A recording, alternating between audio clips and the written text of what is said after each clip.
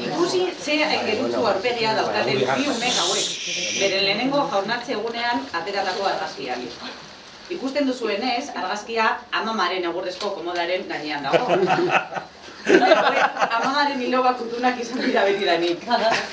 Baina, erreparatu neskari, ez duzu ezagutzen? Bai, asmatu duzue, gure Jone maitea da, betiko moduan dago. Egunero, amamak lumeroa pasatzen du argazkia garbitzeko. Eta etxeko lorerik ederrenak hartzen ditu erretratua apaintzeko. Mozorroa egiteak lan handia eskatu digu. Komoda egiteko kartoia eta papera erabili ditugu. Markoa, kortxoskoa da, baina albalez forratuta dago. Soinekoak, plastikozkoak eta pinotxo paperezkoak dira. Errosarioak eta neskaren koroa palomitas egina daude. Lontziak plastikozko botila da, pinotxo paperez apainduta.